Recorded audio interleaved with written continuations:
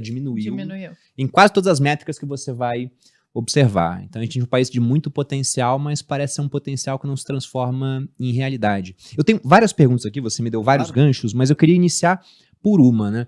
Porque o Partido Novo, ele não usou o fundo eleitoral, pelo menos na última eleição presidencial. Essa outra agora eu já não acompanhei tanto. E eu achei que aquilo foi um tiro no pé, cara. Porque, pô, a gente não quer usar esse dinheiro público, acho um absurdo, mas ao não usar eles cresceram menos, né? Na verdade, eles foram engolidos por outros que usaram e acabaram crescendo. Você pretende usar o fundo eleitoral ou não pretende? Pretendo. Sendo muito, muito... A gente tinha a mesma posição do Novo e simplesmente não dá para concorrer fora, por exemplo, aqui de São Paulo. Ou candidatos nossos que têm uma rede social tão grande permita que exista doação privada. Não existe, em alguma medida, doação privada honesta fora aí de alguns estados. O que eu quero dizer, se você está recebendo muito dinheiro privado concorrendo a algo no Piauí, provavelmente tem algo de errado no que você está fazendo e no dinheiro que está entrando. Porque, em geral, são empresários interessados em comprar algum acesso. Favores, né? O famoso crowdfunding, aquela doação sincera, picadinha, que é base, por exemplo, de boa parte da política americana. Não existe ainda no Brasil, em volume, para você espalhar para centenas ou milhares de candidatos. Imagina, só os candidatos vai ter mais, o nosso partido vai ter mais de 1.000 candidatos esse ano. Multiplica por todos os outros partidos. Tem gente doando para isso? Não, não tem. Então temos um problema, claro. Só que todos, ou a maior parte, dispõem de muito dinheiro. Então como é que eu vou concorrer com eles em outros estados? Então, sendo pragmático, se eu quero tornar o Brasil um país sério, definitivamente eu preciso eleger pessoas. E para eleger pessoas precisa de dinheiro. É isso, só que o Novo, olha só, eu tenho muitas críticas ao Novo. O Novo tava num período, como nós, otimista com aquele ganho de cidadania. As pessoas estavam falando em, pô, Operação Lava Jato, não tem um bandido de estimação, olha as doações do Odebrecht. Então, havia um otimismo na ideia de que o brasileiro ia participar da política. O que aconteceu com o brasileiro que estava fazendo isso? Ele estava tomando detergente semana passada. Né? O brasileiro que queria mudar a política, ele tá falando, o Flávio, ele só é amigo do Vorcaro, ele pediu um dinheiro pra gravar um filme. Não, isso é absurdo. Isso é completamente insano. Estas mesmas pessoas... Isso é o que apareceu, né? Exato. Não, assim, sendo claro, né, eu já até falando com jornalistas que fazem cobertura. Vazou pela Polícia Federal. E a Polícia Federal vazou pelo Intercept. Se a Polícia Federal vazou pelo Intercept, isso significa que foi a facção da Polícia Federal lulista. E se eles tiveram acesso àquilo, eles têm acesso a mais coisa. Quem tem acesso àquilo também consegue ter acesso, por exemplo, às quebras de sigilo bancário do Vorcário para saber para onde ele mandou esses dinheiros naquele período de tempo que eles estavam negociando. Então eu acho que vai começar uma tortura com o Flávio. Se eu fosse alguém do outro lado, eu não ia vazar tudo de uma vez.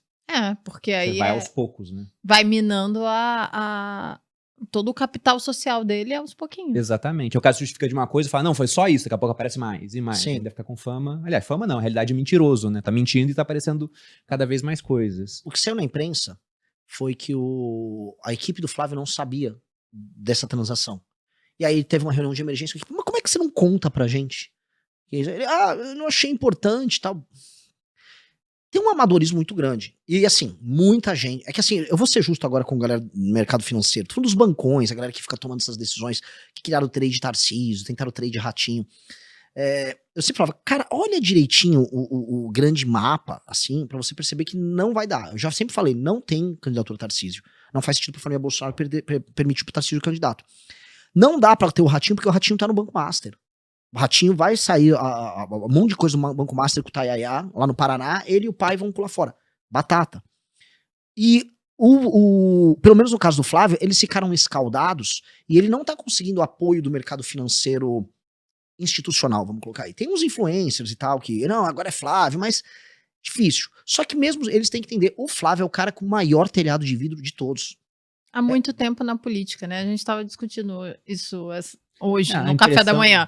Todo mundo que tá há muito tempo na política tá sujo. Isso é um grande problema. Você é novo na política, então a gente eu tô provavelmente... 12 anos. Não, vou dar exemplo, o Kim ganhou a eleição pra deputado federal em 18. O Flávio tá há muito tempo, mas assim, você consegue fazer as coisas sem ser ladrão. Eu vou encontrar, mesmo na direita, bolsonarista, e na esquerda, pessoas que não cometem o crime. Estar na política, você consegue fazer sem se sujar. Você não acaba fechando os olhos pra muita coisa? Lá dentro? Uma pessoa lá dentro, entendeu? Até porque Eu falo pra Malu, né? Já me perguntaram várias vezes, você não pretende entrar na política? Eu falo, cara, não, porque o círculo à minha volta seria muito insalubre. Você tem que ficar dando tapinha nas costas de cara que faz um monte de coisa errada, entendeu? Você pode até não se envolver, mas você vai ter que apertar a mão do cara, você vai estar junto. Você tem que entender o deputado como se fosse uma espécie de um advogado seu, que vai ter que ser colocado pra negociar com os bandidos. É isso. E o deputado tem que saber isso. Que ele tá ali numa posição de andar com gente insalubre e ter que negociar e ser simpático com gente escrota. Vou dar um exemplo, para passar um projeto de lei, vou dar um exemplo do Kim. Ele precisa convencer vários deputados do Centrão que estão no orçamento secreto. A maior parte dos votos para passar os projetos vão cair nesses caras. O interesse desses caras não é nem um pouco republicano. Eles sabem que o Kim não é do esquema. Então, existe um limite na relação. Só que você vai ter que lidar com o cara.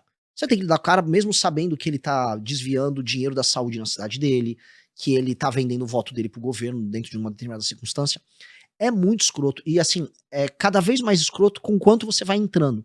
E conforme você vai afundando nisso, você vai percebendo que a política, especialmente a brasileira, é uma das coisas mais, desculpa o termo, escrotas do mundo.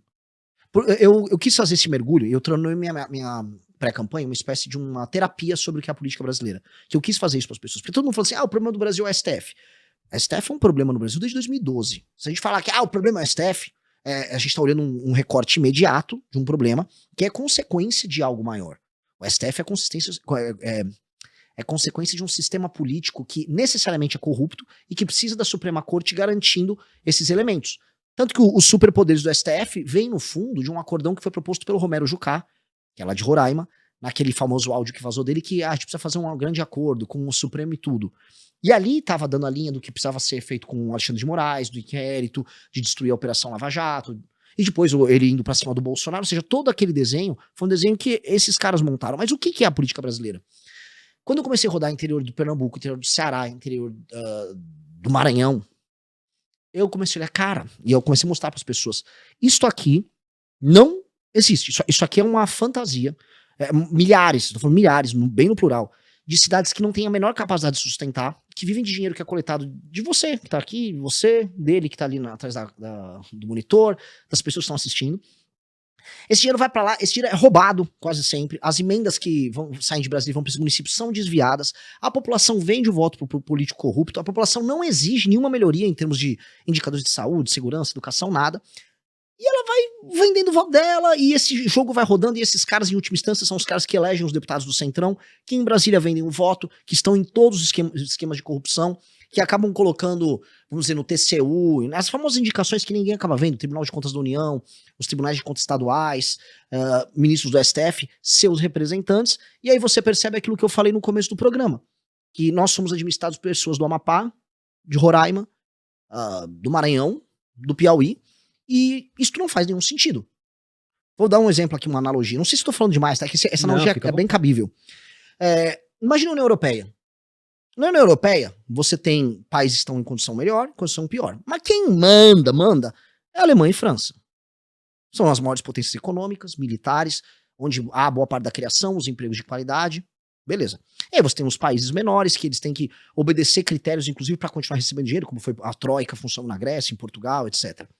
Agora imagine se a União Europeia fosse, de fato, administrada por gregos, portugueses e irlandeses. Eu amo esses três países. Dito isso, não faz sentido. Sim. O Brasil é isso. Ele é uma federação em que São Paulo, Paraná, Minas são administrados pelo Alcolumbre do Amapá. Que o Ciro Nogueira, do Piauí, manda na gente. E qual o problema disso? Não tenho nada contra o Estado em si. Agora, é como você pegar a pessoa que tem o pior Estado, com os piores indicadores, com as piores práticas políticas e botar pra mandar nos outros lugares. E isto é o que tá. Isso, em última instância, é o que gera o STF com superpoder. É isso que, que gera os altos impostos que a gente paga, que gera corrupção, que gera a impossibilidade de você ter um país sério. Só que ninguém nunca teve coragem de botar o dedo nessa ferida. E eu falei, vou colocar, porque o verdadeiro sistema